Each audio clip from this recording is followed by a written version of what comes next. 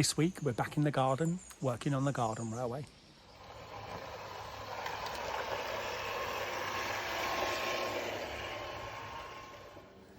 So this is one of my favourite trains on the layout. This is my rack locomotive. He's, as you can see, or as you can not hear rather, he doesn't have any sound on him, so it's just a loco with no sound built in. Some of them do have sound. So what we can do is we can add in additional sound to them as well. So I will show you how we do that. See, at the moment it moves backwards and forwards, there's no noise. So what I'll do is I'll get the sound module and I'll show you how that works. Here we have an innocent looking little wagon, but if I open up the wagon, inside you can see there's a little box. So this little box here is a digital box, and you see here there is actually a speaker on it. So it's a digital box, it's got some wires on it, see the wires? So I put that inside there, we hide it in the box, and there's a little wire that comes out the front. I then connect that wire to the loco, and then it will run with sound. So the sound then comes out of the box itself. So I'll connect it up and I'll show you how that works.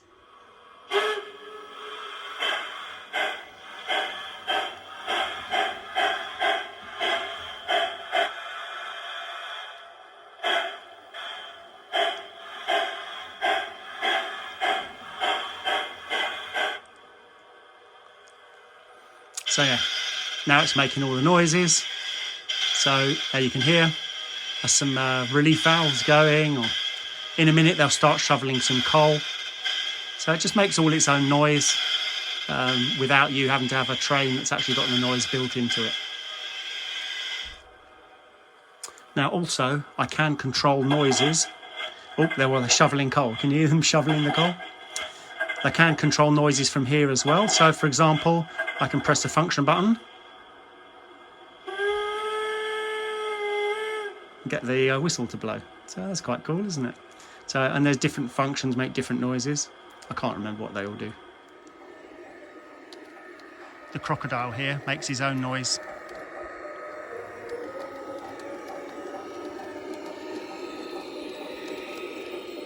I think it's called a crocodile because it's like bends in the middle, so it sort of looks like a crocodile. So here I am just cleaning up some tracks so I can put on some more power clips.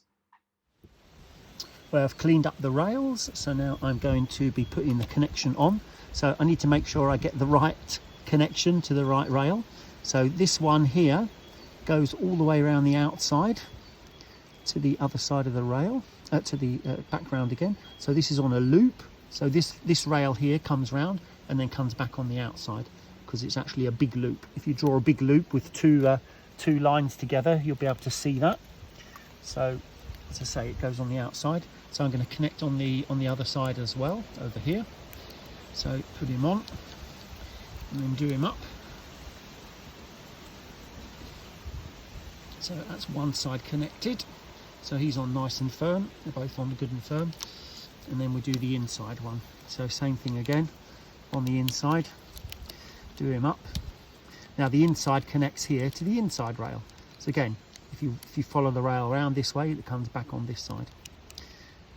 So that's a loop. So you can draw a loop at home on a piece of paper, two loops side by side, and you'll see how it goes to the inside as well. So now I'm going to connect up this one. So as well, so then we both got both of them. So now the power from one side is going to help feed the power on the other side, because it's quite a long loop. So it gives us more reliable running with the trains. So he's nice and tight. That one's nice and tight as well. So that needs a little bit more. And then now we can bury the wire connectors down here, out of the way. I'll glue those down a bit later maybe, so that they stay down. So there we've got our wire all connected up. And now it's raining, so I'm going back indoors. I thought I'd give you a quick tour of my layout. You've seen little bits of it here and there, but I thought I'd show you more of what we've got. So this is the workshop and the storage area. So you see we've got all the different storage tracks on different shelves. And then coming down here, further down, you see there are two storage tracks at the bottom.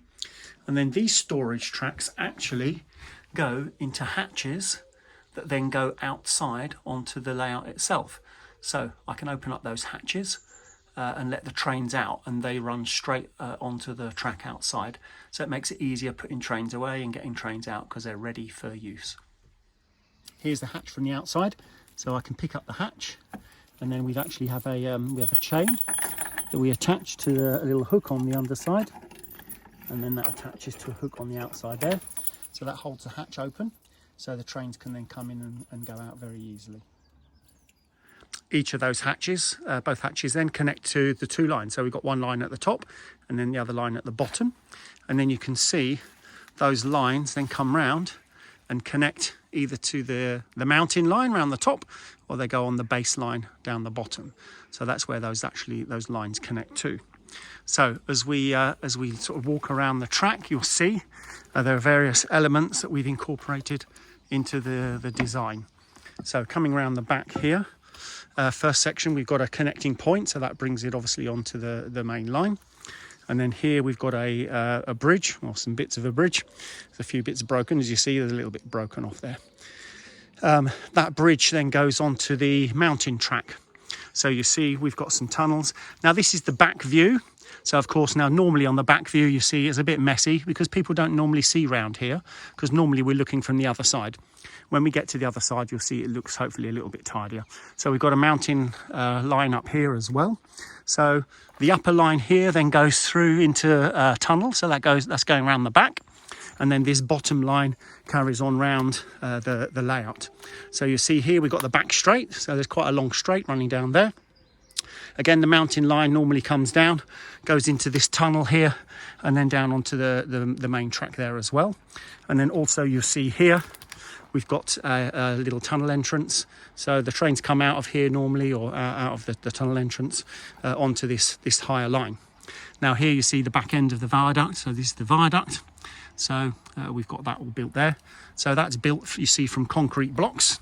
So we've got some concrete blocks we put here, and then we put this on top, and we filled all inside and covered that with some concrete as well. So yeah, going round, we're coming over the viaduct, and then we've got another bridge. So this is a steel girder. So I got that made, or got that cut to size. So that's what's called I-beam, so it's steel. So the track fits nicely in there. So that gives me a nicer bridge. Inside here, we've got the churchyard. So a little bit overgrown, but you see there we've got a church, some greystones. It needs a bit of sorting out. So it's been here 14 years, so it does need a little bit of tidying up. This ground track now comes round, and that's going into a tunnel as well.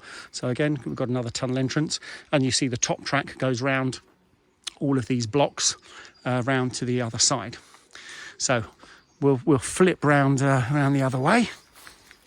So you see here I've got the little tunnel entrance. So there's a nice little tunnel there. So the trains go in and out of there. So that looks quite nice. And you'll see we've got another section of track here. So this is where the station normally was. The station buildings have been a bit broken, so they've been put to one side for the moment. So coming round now, we can take a look from the front. So you can see here, we've got this section here. So we've got some natural stone in here instead of the concrete blocks. So that makes it look a bit different. And again, some of these slates have fallen off, they need some repair. So there's quite a lot of repairs that need doing on the track. And then here we've got my viaduct. I love my viaduct. So that was quite hard to build. So you see from this side, it looks quite nice. Or looks better anyway. So better than it does from the other way. So, and then we've got the mountain line that goes up. So again, you see there's another little bridge there as well.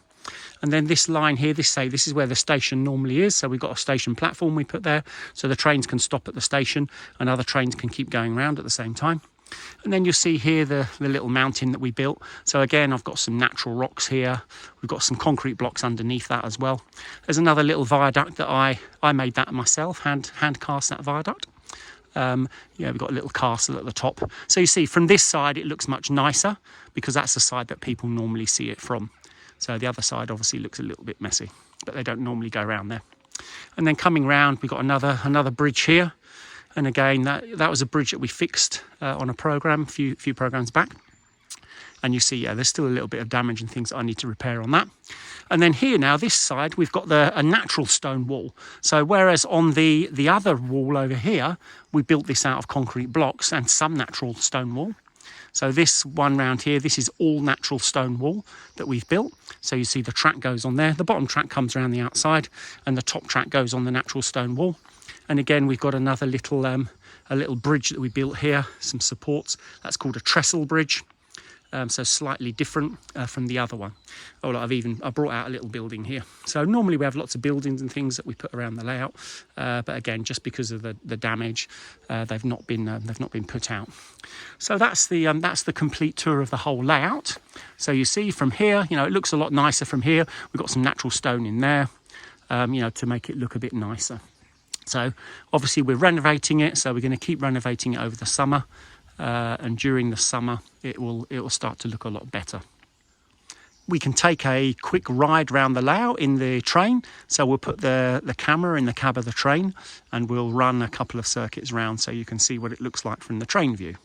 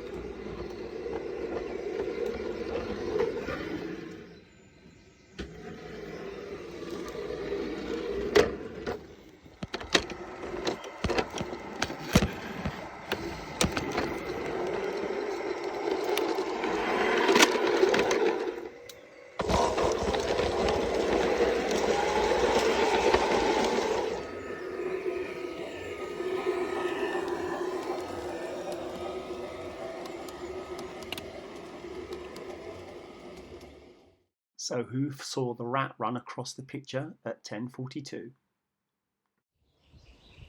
Thank you for watching. We'll see you next week.